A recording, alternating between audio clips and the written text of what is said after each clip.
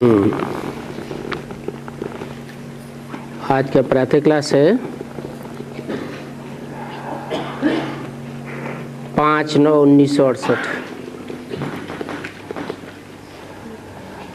रूहानी बाप बैठ अपने रूहानी बच्चों को समझाते हैं।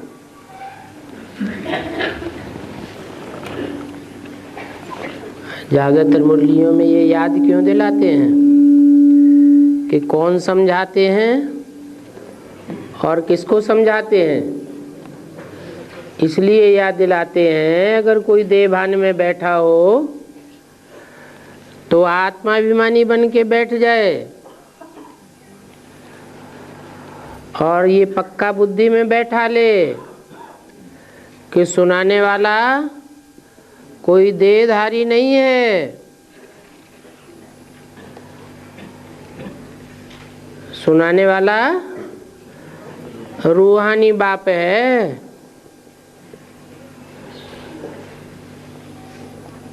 तो बच्चों की बुद्धि में ये जरूर है कि अब जाना है। कहाँ जाना है? रूहानी बाप के घर जाना है।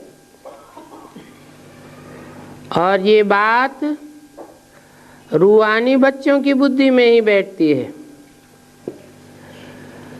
जो भक्त हैं, भक्तों की बुद्धि में ये बात ठहरती नहीं है। क्या? कि हमें समझाने वाला रूहानी बाप है और हम रूहानी बच्चे हैं और हमें बाप के घर जाना है। तुम तो जानते हो कि ये 84 का चक्र अब पूरा हुआ। जो भक्त होंगे उनको तो इस बात पर निश्चय ही नहीं होगा। किस बात पर? कि 84 का चक्र अभी पूरा हुआ। ये बहुत बड़ा बेहद का मांडवा अथवा स्टेज है और ये अनलिमिटेड स्टेज है। वो सब होते हैं लिमिटेड स्टेजेस जिनमें खेल पाल करते हैं। ये तो बड़ी भारी स्टेज है। तो अभी इस पुराने मांडवे को छोड़ करके घर जाना है। जो अपवित्र आत्माएं हैं वो घर नहीं जा सकती। तो बच्चों को जरूर पवित्र बनना है, क्योंकि अभी इस पुराने खेल का अंत होने वाला है। ये अपरम अपार दुखों की अब पिछाड़ी है।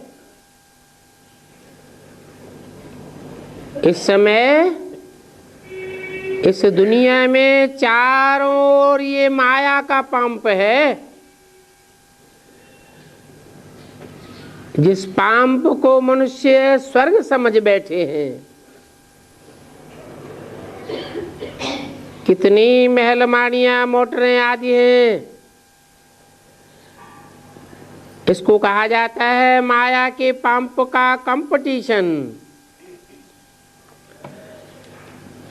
तो ये नरक की स्वर्ग के साथ कंपटीशन है।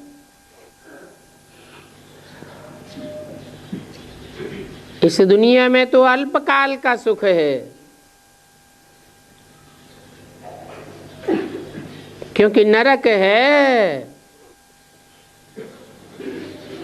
नर मनुष्य को कहा जाता है। चंचल मन वाले मनुष्यों की बनाई हुई दुनिया अल्पकाल के लिए सुख देने वाली है। सदा काल का सुख देने वाला तो सदा स्वस्थिति में रहने वाला सदाशिव है।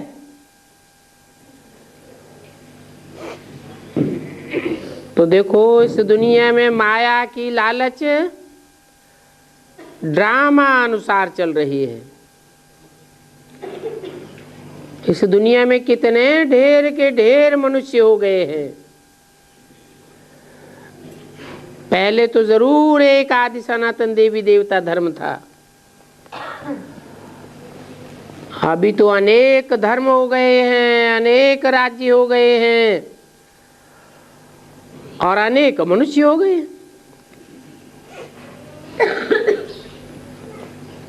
तो अभी ये मांडवा फुल भर गया है। बाप समझाते हैं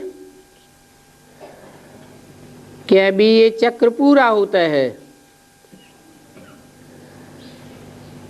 अभी सब तमो प्रधान है। ये सारी की सारी सृष्टि तमो प्रधान बन गई है। यहाँ हरेक रहने का स्थान तमो प्रधान है। फिर सतो प्रधान भी होना है। सारी सृष्टि नई चाहिए। नई सृष्टि सो पुरानी, पुरानी सो नई। ये क्रम अनगिनत बार चलता आया है। अनादि खेल है। और ये खेल कब शुरू हुआ ये तो कह ही नहीं सकते। अनादि चलता रहता है। इस रचना के आदि मध्य अंत को तुम बच्चे जानते हो, और तो कोई जानता ही नहीं। औरों से क्या मतलब है और तुम बच्चों से क्या मतलब है? तुम बच्चे अर्थात क्या, कौन और कौन? और अर्थात जो अंदर और बाहर से अपने अपने धर्म पिताओं के ही सन्मुख होते हैं। बाप के तो विमुख ही होकर के रहते हैं, सन्मुख होते ही नहीं। वो हैं और तुम हो बाप के सन्मुख रहने वाले बच्चे। अंदर से भी सन्मुख और बाहर से भी सन्मुख बैठे हो। तो तुम बच्चे जानते हो। और सभी बच्चों को तो कहेंगे नास्तिक। ऐसे नहीं कि उनको आस्था नहीं है, आस्था तो है, परंतु जिन धर्म पिताओं पर आस्था है वो सब मनुष्य गुरु हैं। चंचल मन वाले मनुष्य गुरु हैं।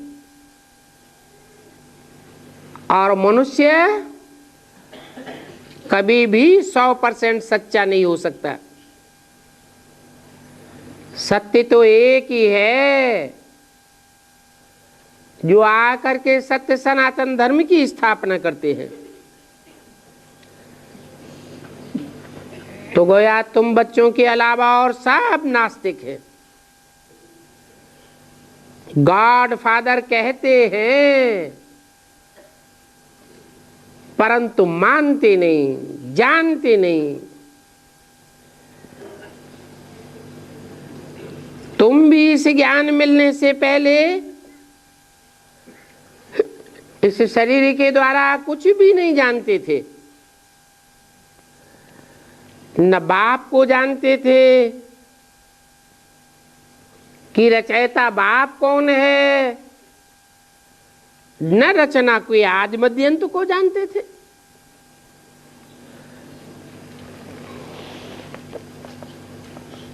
तुम तो क्या देवताएं भी नहीं जानते।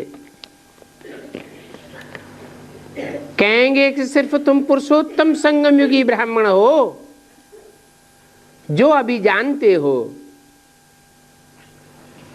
फिर तो ये ज्ञान प्रायः लोप हो जाता है। बाप ने तुमको सुखी धर्म का मालिक बनाया, और तुमको क्या चाहिए? तुमको बाबा से जो पाना था सो पा लिया, बाकी कुछ भी पाने के लिए रहता नहीं है।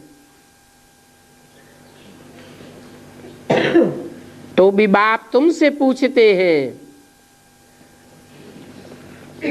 कि तुम ही सबसे जास्ती पतित क्यों बने हो?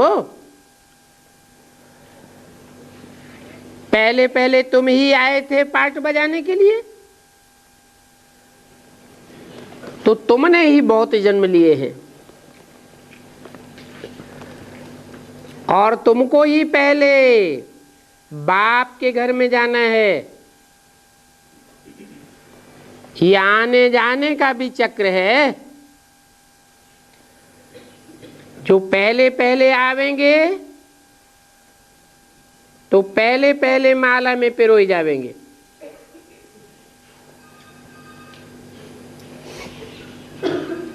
मालाओं में भी नंबर होते हैं।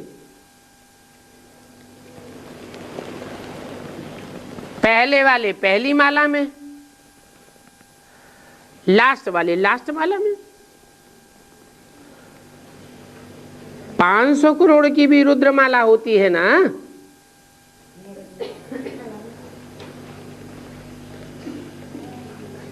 ये रुद्रमाला है।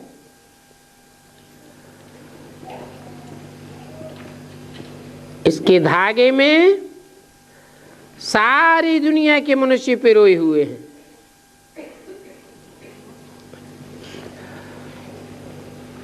माला में 2 सूत्र हैं, ज्ञान का सूत्र और स्नेह का सूत्र।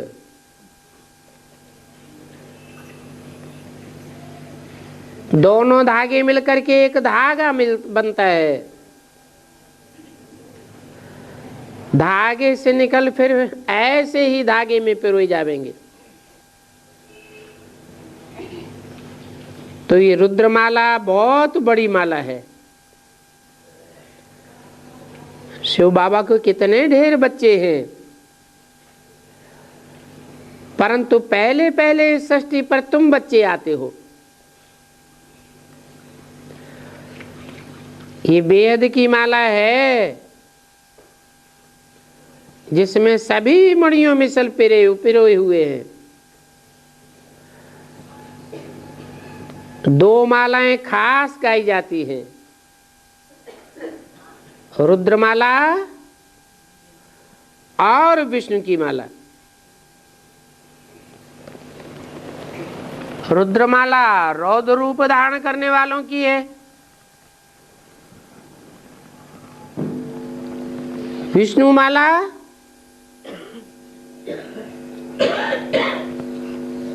विष्णु की माला कही जाती है। विष्णु वो है जिसमें विषय वासना का नाम निशान नहीं रहता।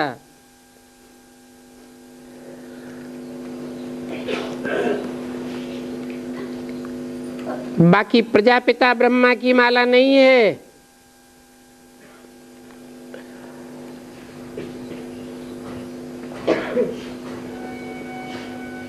प्रजापिता तो पतित है,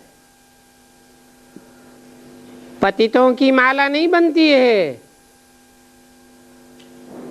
माला संगठन की निशानी है, और संगठन माना यूनिटी। यूनिटी प्योरिटी से बनती है। हाँ, ये कहेंगे कि रूहानी बाप पतित से पतित तन में आते हैं।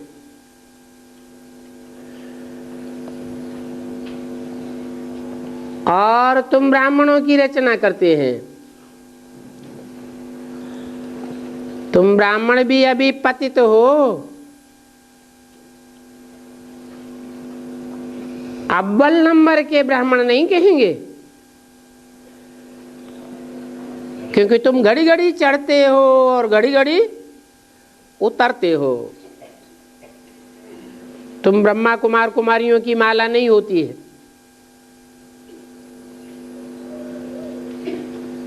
हार खाते रहते हो माया से। घड़ी घड़ी माया गिराई देती है।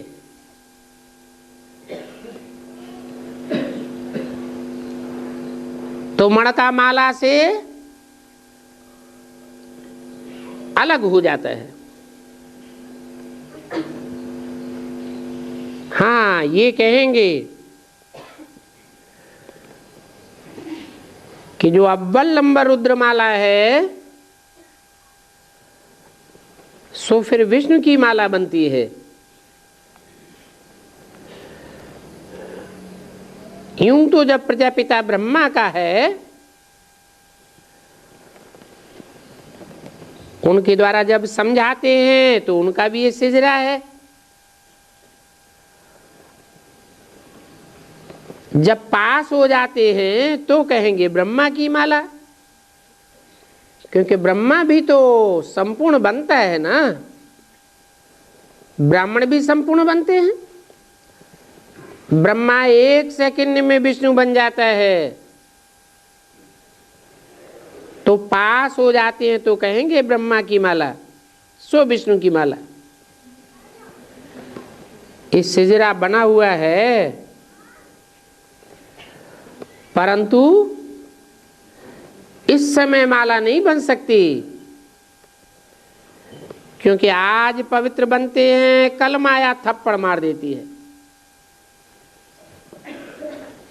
थप्पड़ मार करके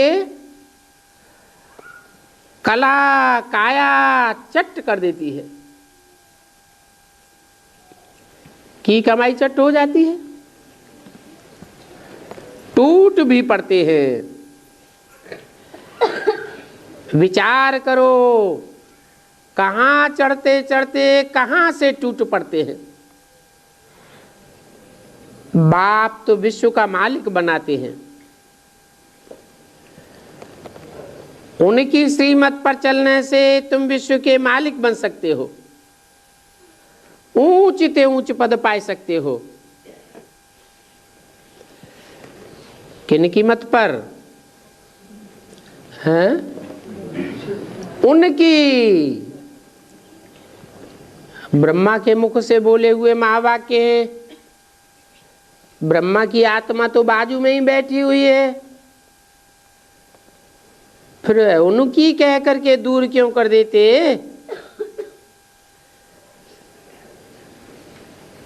हैं? क्योंकि इशारे का ज्ञान है। इसे ब्रह्मा का तो फोटो रखने के लिए भी मना कर दिया, तो इशारा पक्का हो जाता है कि ऊंचे ते ऊंच बाप का पाठ ब्रह्मा के द्वारा नहीं है, आने वाले भविष्य में ये पाठ खुलने वाला है।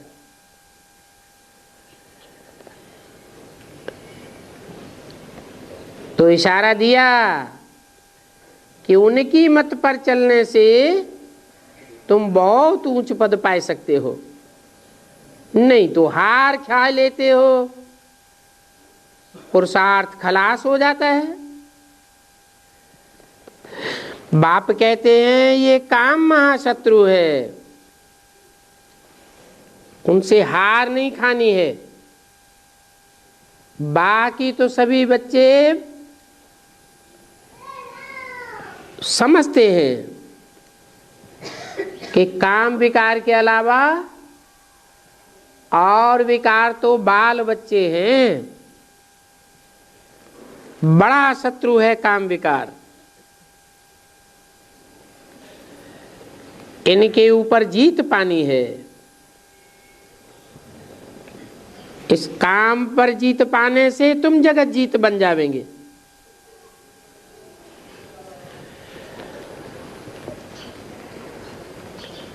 ऐसे तो ये 5 विकार आधा कल्प के दुश्मन हैं,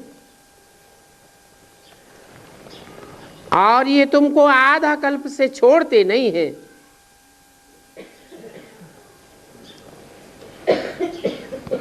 सभी चिल्लाते हैं, कहते हैं क्रोध करना पड़ता है, परंतु क्रोध करने की दरकार क्या पड़ी है? प्यार से भी तो काम चला सकते हो। चोर को भी अगर प्यार से समझावेंगे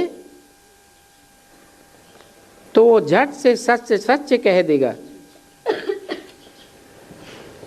बाप तो कहते हैं मैं प्यार का सागर हूं, तो तुम बच्चों को भी प्यार से ही काम लेना है। भले कोई की भी कोई भी पोजीशन हो। बाबा के पास तो मिलिट्री वाले भी आते हैं, उनको भी बाबा समझाते हैं तुम स्वर्ग में जाना चाहते हो तो सिर्फ शिव बाबा को याद करके गोली चलाओ तो तुम भी स्वर्ग में जा सकते हो। क्योंकि उनको कहा जाता है कि युद्ध के मैदान में जो मरेंगे वो स्वर्ग में जावेंगे। तुम्हारी फिर है माया के साथ युद्ध।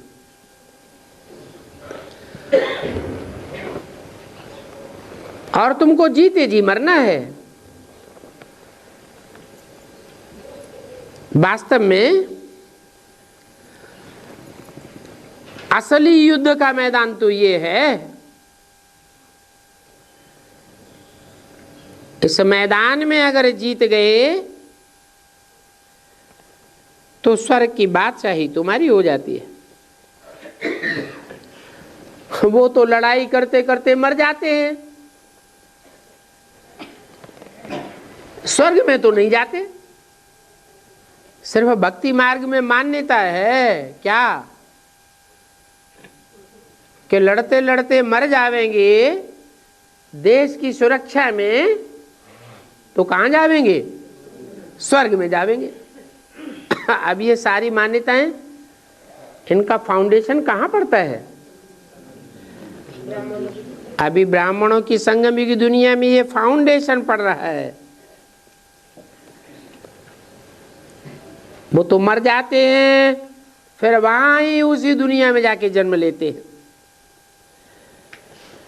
क्योंकि अंत मते सो गते, अंत में कौन से संस्कार ले जाते हैं?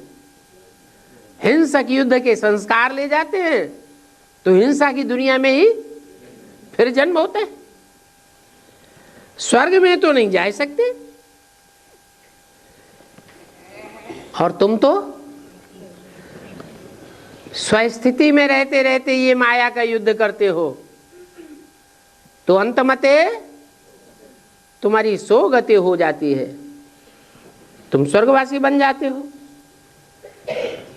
तो बाबा उनको समझाते थे कि शिव बाबा को याद करने से तुम स्वर्ग में जा सकते हो। बाकी ऐसे नहीं है कि देश की रक्षा के लिए ये हिंसा की युद्ध करते करते तुम कोई स्वर्ग में चले जावेंगे।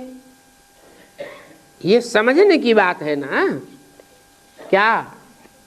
अंत मते सो गते। मते माने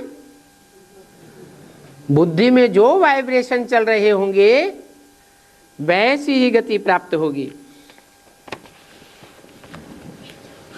शिव बाबा की याद से ही तो विकर्म विनाश होंगे। 5 सितंबर 1968 की वाणी का दूसरा पेज। तो देखो, मिलिट्री वाले भी बाबा के पास आते थे, हिंसक युद्ध करने वाले हैं ना, फिर भी उनको थोड़ा सा भी ज्ञान मिला ना। कौन सा ज्ञान मिला? जिस्मानी ज्ञान मिला या रूहानी ज्ञान मिला? रूह का ज्ञान मिला ना। तो अविनाशी ज्ञान का विनाश नहीं होता है। तुम ये प्रदर्शनी आदि करते हो तो भी कितनी ढेर की ढेर प्रजा बनती है। तुम रूहानी सेना हो ना,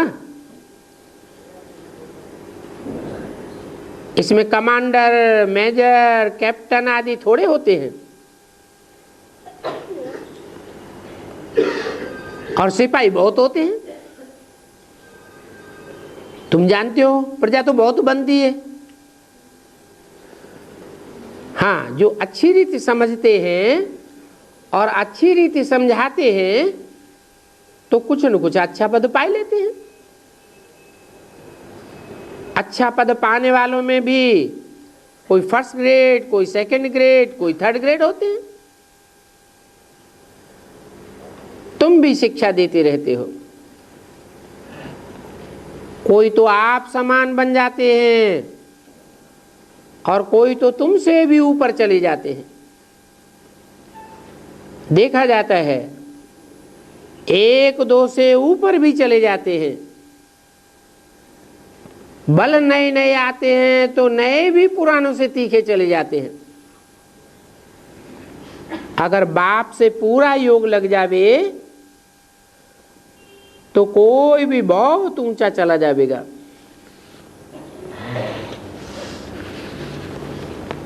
तो सारा मदार इस बात पर है, याद पर है। तुम जानते हो नॉलेज तो बहुत सहज है। तुम फील करते हो कि नॉलेज में विघ्न नहीं पड़ते हैं। काहे में पड़ते हैं? याद में ही विघ्न पड़ते हैं। ये याद में विघ्न क्यों पड़ते हैं?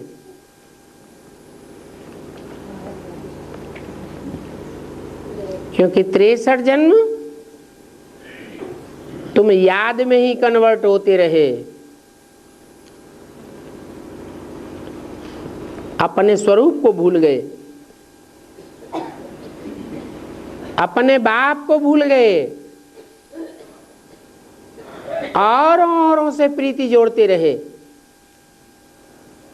तो 63 जन्मों में जिन्हों के साथ जब जब जैसे जैसे कनेक्शन जोड़ा है,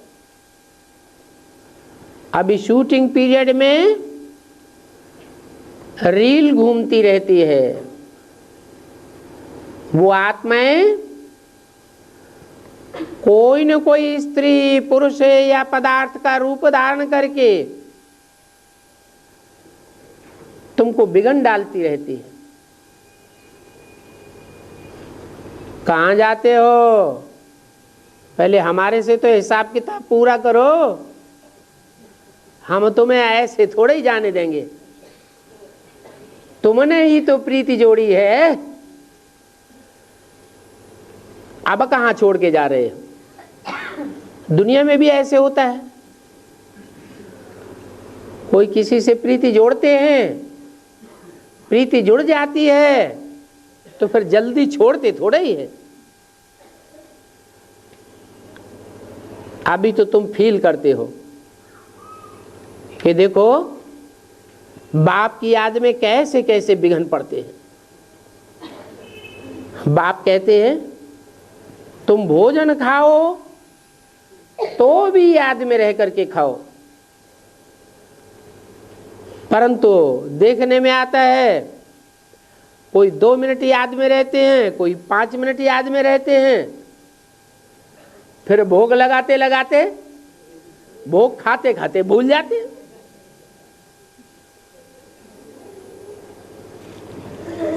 सारा समय कोई याद में रहे ये बड़ा मुश्किल है। माया कहां न कहां भुलाए जरूर देती है। तो ऐसी प्रैक्टिस करनी है कि सिवाय बाप के और कोई भी याद ना आवे, तब कर्मातीत अवस्था को पावेंगे। अगर कुछ भी अपना होगा, थोड़ा भी अपनापन आवेगा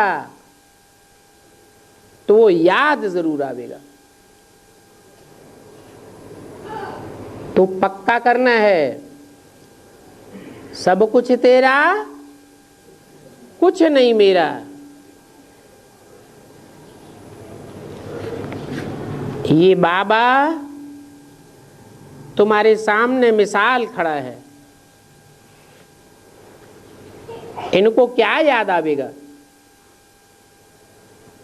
इनको कोई बाल बच्चा धन आदि है क्या? सिर्फ तुम बच्चे ही याद आते हो। तुम बच्चों के सिवाय इनको और तो कोई है नहीं। तो जरूर इनको बाप ही याद पड़ेगा, क्योंकि बाप आए ही है कल्याण करने के लिए। याद तो सभी को करते हैं, परंतु बुद्धि फिर भी सुखदाई बच्चों की तरफ चली जाती है। सुखदाई फूल होते हैं ना, कांटों की तरफ बुद्धि थोड़े ही जाएगी। कांटे तो दुखदाई होते हैं, और फूल भी अनेक प्रकार के होते हैं। कोई बड़ा फूल, कोई छोटा फूल, कोई खुशबू वाला, कोई बदबू वाला।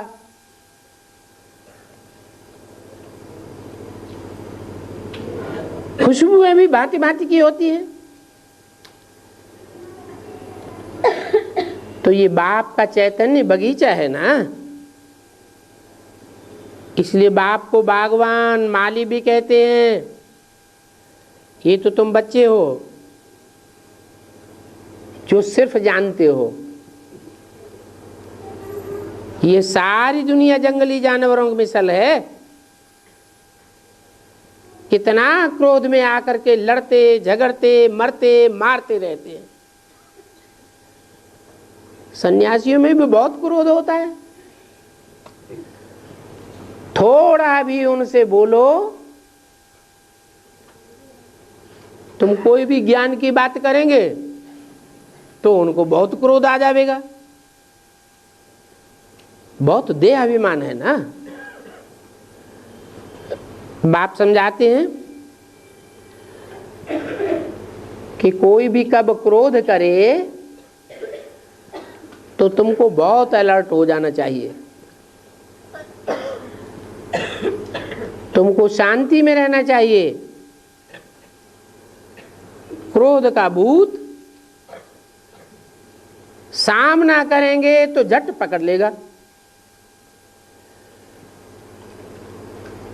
तो क्रोध भूत के सामने कब नहीं करना चाहिए। क्यों? भूत का देहवान ज्यादा पावरफुल होता है या कम पावरफुल होता है? क्यों? भूत का देहवान ज्यादा पावरफुल क्यों होता है? अरे कोई कारण होगा। अरे इस लौकिक दुनिया में कोई शरीरधारी बहुत पहलवान हो, बड़ी बड़ी मुक्केबाजी करता हो, तो वो तो बहुत पहलवान हुआ ना। तो कितना भी पावरफुल भूत हो तो ज्यादा पावरफुल होगा, है? पहलवान से भी ज्यादा पावरफुल होगा? नहीं, बुद्धू। जो चीज जितनी सूक्ष्म होती है उतनी ज्यादा पावरफुल होती है। भूत का देहवान सूक्ष्म होता है, यह देखने में आता है, बहुत सूक्ष्म होता है। भूत की देह देखने में आवेगी क्या? नहीं। इसलिए बहुत पावरफुल होता है। इसलिए बाबा कहते हैं जिसमें भूत आता हो उसके सामने कब अकेले में नहीं रहना चाहिए। क्या बंद कमरे में कहीं अकेले बैठ जाओ, क्रोध आवेगा तो गला पकड़ के दबा भी देगा। इसलिए बाप समझाते हैं कोई भी क्रोध करे तो बहुत शांत में रहना चाहिए।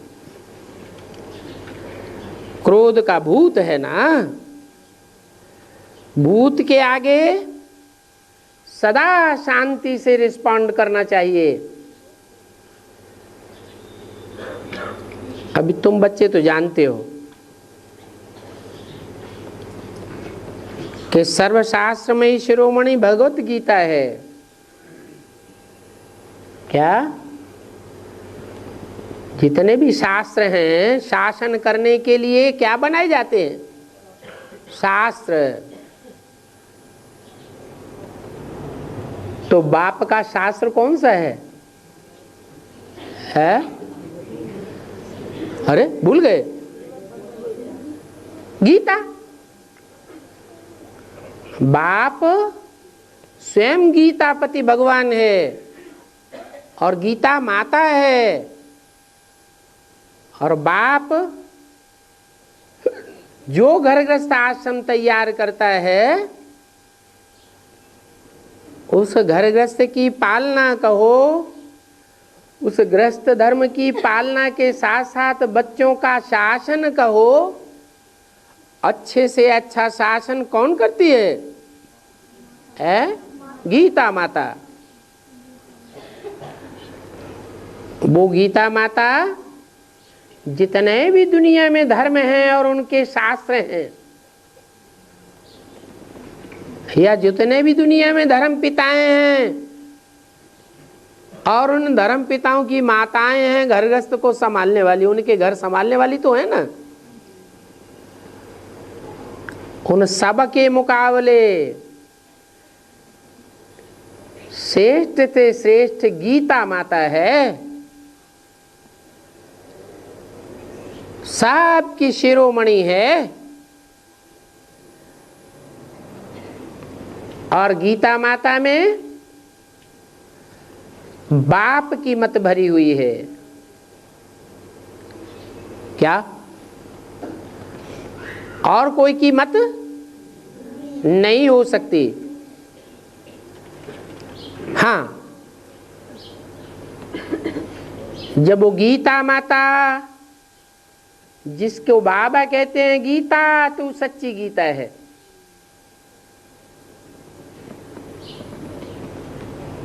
और वो झूठी गीता बन जाती है। झूठी गीता बनाने वाले कौन है? ये मनुष्य गुरु। मनुष्य गुरुओं के द्वारा जो गीता की छाप लगाई जाती है वो गीता को झूठा बनाई देती है। वास्तव में गीता है ईश्वर की मत।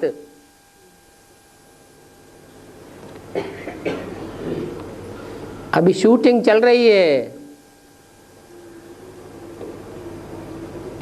बाप जो मत देते हैं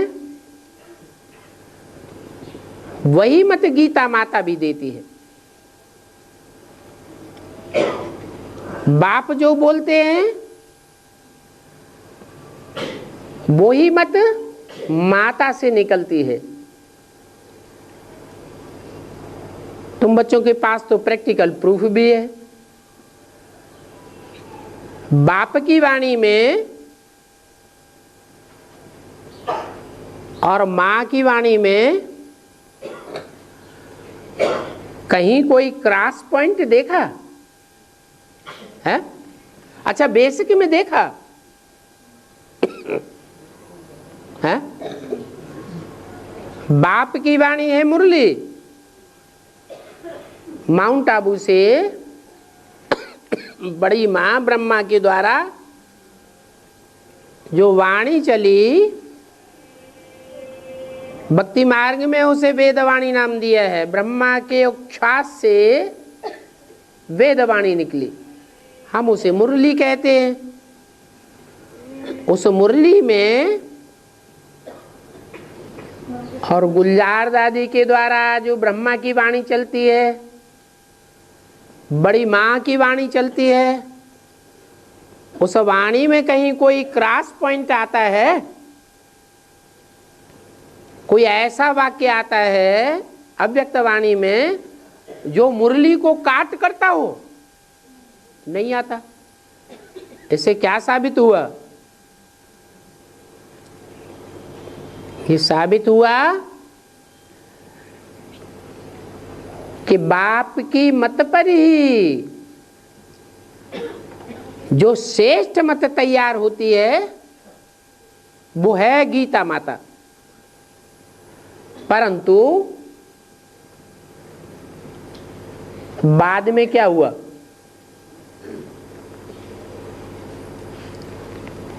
ये तो वाणी की बात हुई। बाद में देखने में आया कि बच्चों ने उसी ब्रह्मा माता के प्राण पखेरु हर लिए, अपने कंट्रोल में ले लिया, पूरा ही प्रभावित कर दिया। ये तो बेसिक की बात है।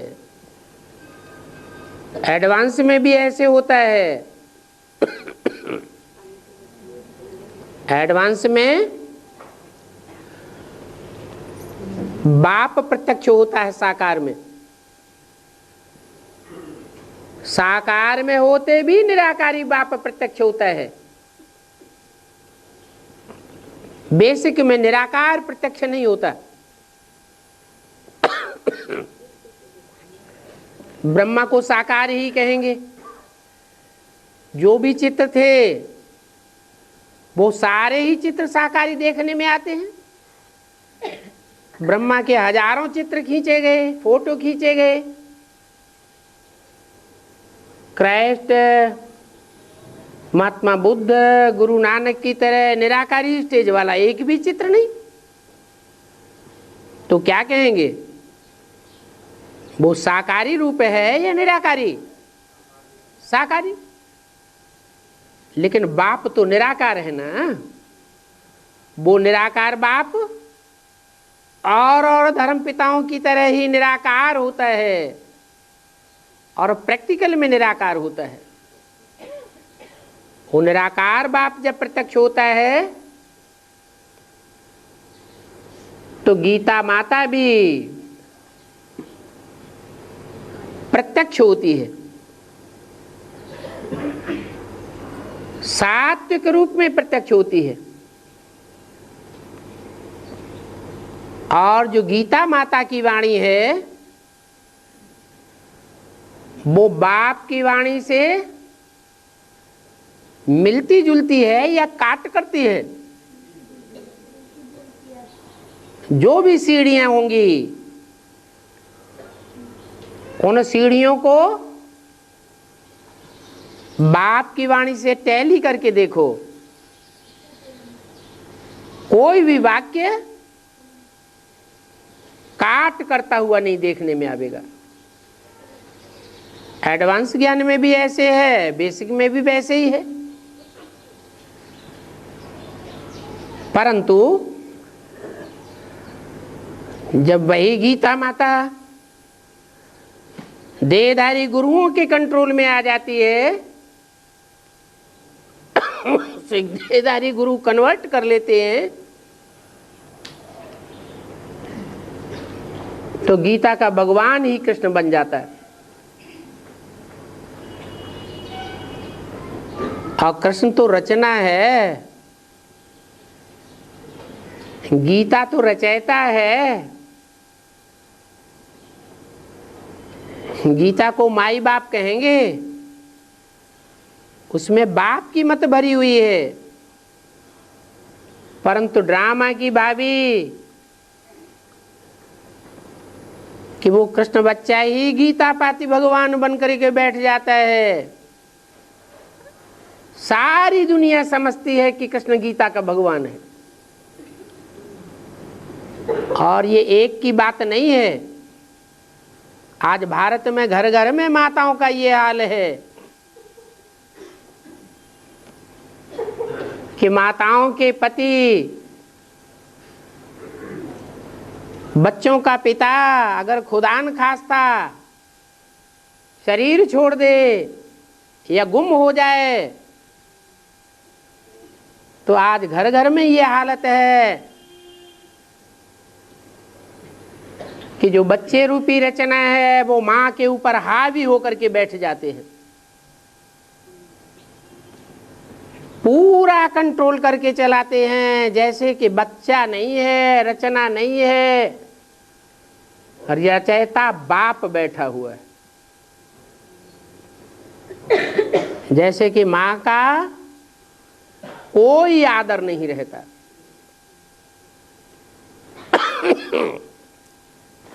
अभी बाप कहते हैं कि बच्चे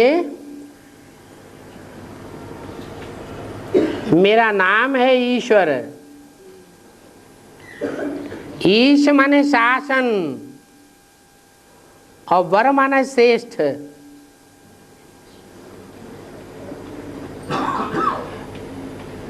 मैं जो श्रेष्ठ शासन और शासक देता हूं वो गीता माता के रूप में तुम बच्चों को देता हूं। उसको कहते हैं सर्वशास्त्र शिरोमणि श्रीमद् भगवत गीता। उन्होंने तो जड़ पुस्तक को समझ लिया है। बेसिक में भी गीता माता किसको समझते हैं? चित्र बनाते हैं। सच्ची गीता, झूठी गीता। सच्ची गीता का भगवान निराकार ज्योति बिंदु दिखा देंगे, झूठी गीता पुस्तक बनाए देंगे, उसमें कृष्ण का चित्र छाप देंगे। वो कृष्ण हुआ झूठी गीता का भगवान। वास्तव में यहां तो प्रैक्टिकल बात को समझना है कि निराकार बाप कैसे गीता का भगवान है और कृष्ण वाली सोल कैसे भगवान के रूप में, गीतापति के रूप में उस माता पर विराजमान होकर के उल्टा कार्य कराती है। और ही दुनिया नरक बनती जाती है। दुनिया का डिस्ट्रक्शन होता रहता है। डिस्ट्रक्शन होते होते दुनिया ही खलास हो जाती है।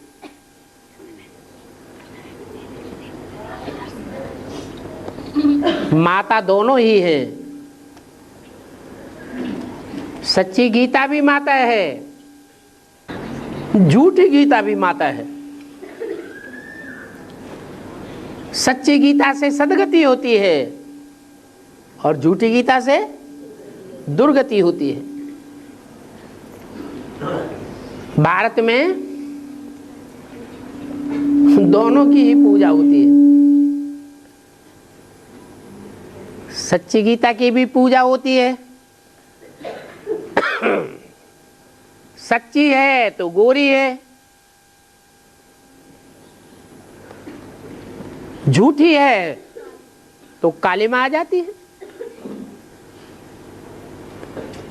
इसलिए देवियों के रूप में दोनों का ही कंट्रास्ट दिखाया जाता है, महागौरी और महाकाली। स्थापना कौन करती है? प्योरिटी से होती है स्थापना, इम्प्योरिटी से होता है विनाश। महागौरी स्थापना के निमित्त बनती है। जो स्थापना करता है वो पालना भी करता है। और महाकाली विनाश करने के निमित्त बनी हुई है। इम्प्योरिटी से होता है विनाश, प्योरिटी से होती है स्थापना। ईश्वर की मत से होता है कंस्ट्रक्शन, नई दुनिया बनती है। और वही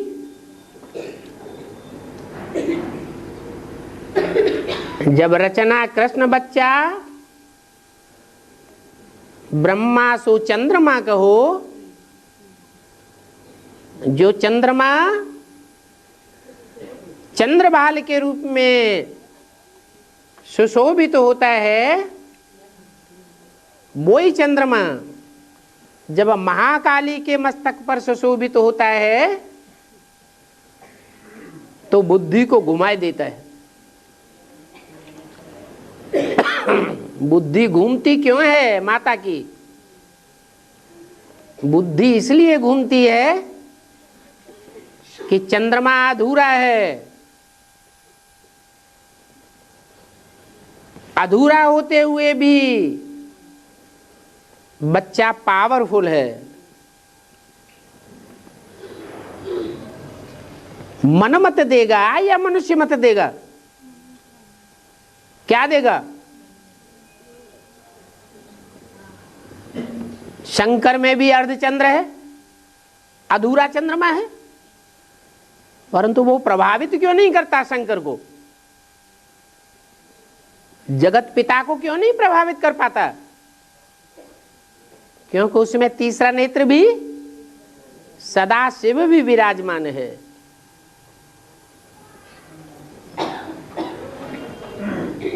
इसलिए प्रभावित नहीं कर सकता। मां को बच्चा प्रभावित कर देता है। इसलिए काली माई डिस्ट्रक्शन के निमित्त बनती है। बाहर की दुनिया का डिस्ट्रक्शन बाद में करेगी,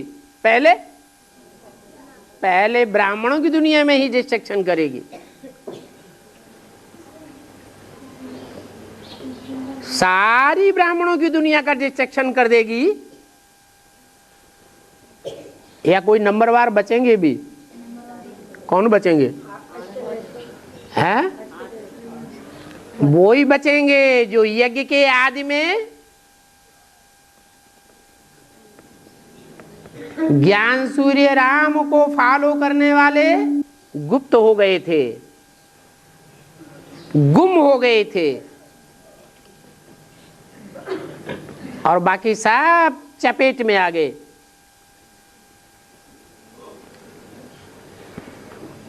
ब्रह्मा के फॉलोअर्स बन गए। ईश्वरी मत को फॉलो करने वाले बने या आसुरी मत को फॉलो करने वाले बने? क्या कहेंगे? बच्चे बोल रहे हैं, बच्चा बुद्धि, महात्मा बोल रहे हैं, बाकी सब चुप बैठे। अरे ब्रह्मा को मनुष्य गुरु कहेंगे या ईश्वर कहेंगे? क्यों मनुष्य गुरु कहेंगे? क्या निशानी है? अरे कोई निशानी है? भक्ति मार्ग में भी निशानी है। ब्रह्मा की पूजा नहीं होती है, ब्रह्मा के चित्र मूर्तियां नहीं होती हैं, ब्रह्मा के मंदिर भी नहीं होते हैं। और जो होता है ब्रह्मा का मंदिर अजमेर में, उस शहर का नाम ही रख दिया अजमेर। अज माने आजा, बकरा, मेड़ माने मेढ़ा, भेड़ बकरियों का देश। भेड़ बकरियां किसको फॉलो करती हैं? भगवान को फॉलो करेंगी क्या? एक दूसरे को फॉलो करती हैं। एक बकरी या मेढ़ा जिस गड्ढे में जावेगा तो सारी उसी गड्ढे में चली जाएंगी। वहां मुसलमानों का मेला लगता है क्या? मेले मलाखड़े तो बहुत होते हैं, लेकिन मेले मलाखड़ों का जो मुखिया है वो कौन से धर्म का होता है? मुसलमान धर्म का होता है।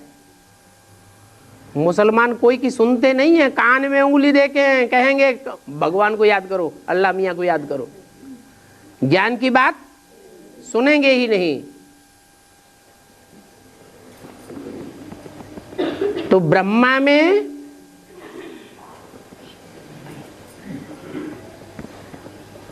गुरुओं की खसूसियत भरी हुई है या भगवान की खसूसियत भरी हुई है? दुनिया के जितने भी देहधारी धर्म गुरु हैं,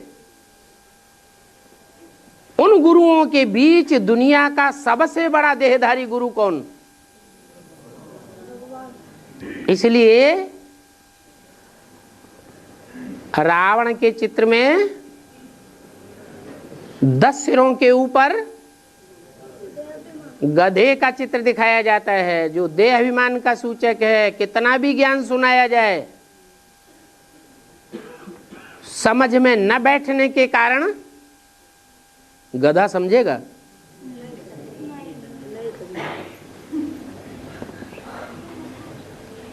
और सबसे ज्यादा सीधा साधा गधा ही होता है। और जानवरों को इतना सीधा नहीं कहेंगे।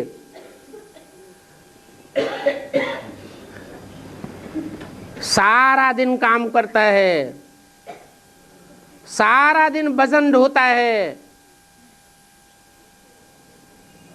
400 ब्राह्मणों की, ब्राह्मणियों की बारात किसने ढोई? और ढो करके जो धोबी घाट है बेहद का, बेहद का धोबी कौन है? शिव बाबा। वो आज में भी धोबी घाट खोले बैठा था। उसी धोबी घाट के कारण यज्ञ के आज में भी झगड़ा हुआ, कोर्ट कचहरियां हो गई, और अभी भी वो झगड़ा चालू है। गधे को बेचारे को कपड़े धोने पड़ते हैं। ढोने पड़ते हैं या धोता है? धोता है। गधा कपड़े धोता है? गधा धोबी के कपड़े धोने के निमित्त बनता है।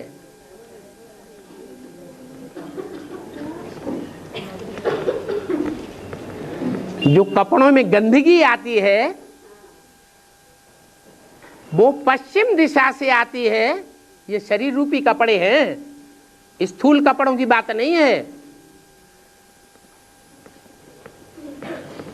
जो गंदगी आती है, व्यभिचार की गंदगी आती है, वो पश्चिमी देशों से आती है या दूसरी दिशा से आती है? पश्चिमी देशों से आती है। यज्ञ के आदि में भी जो भी कपड़े हिंदुस्तान में आए, माउंट आबू में कपड़े तो आए ना, कौन सी दिशा से आए? पश्चिम दिशा से वो कपड़े आए, पश्चिमी सभ्यता से।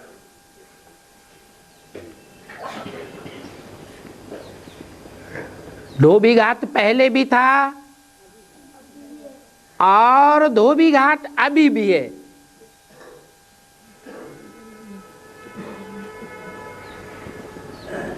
लेकिन ढोने वाला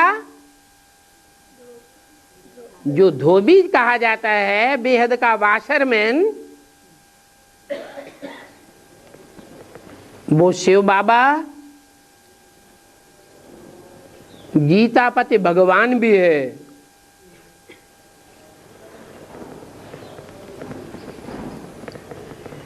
गीता माता के भी कपड़े धुलते हैं, नहीं धुलते हैं? है? गीता माता के भी कपड़े धुलते हैं और बच्चों के भी कपड़े धुलते हैं। बच्चे कलयुगी दुनिया में ऐसे शरारती होते हैं कि मां को बाप से अलग कर देते हैं। जो बाबा ने भी बोला है, तुम बच्चे बाप दादा को अलग अलग करेंगे और वो फिर मिलकर के एक हो जाएंगे। क्यों? क्योंकि आखिरी मां की जिम्मेवारी किसके ऊपर है? बच्चों के ऊपर है या बाप के ऊपर है? आखिरी जिम्मेवारी तो बाप की ही है, लेकिन बाप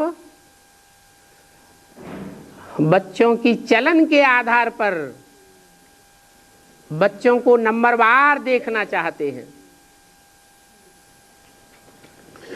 कौन किस माला के मणके हैं?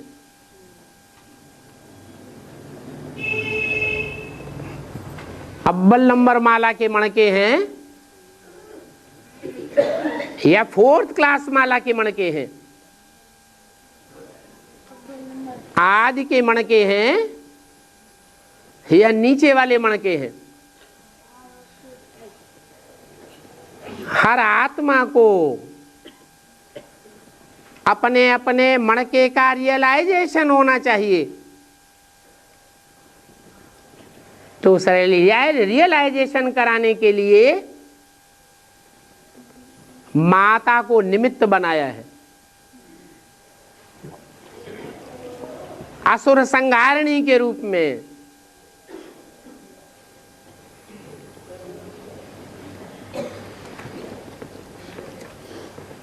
असुरों की आसुरियत को खत्म करने के लिए निमित्त माता बनी हुई है।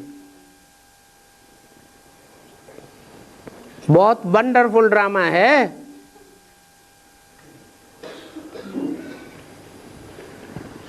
इस ड्रामा में माता पिता के रूप में ये कर्नाटक की जोड़ी बन करके माता पिता आए हुए हैं।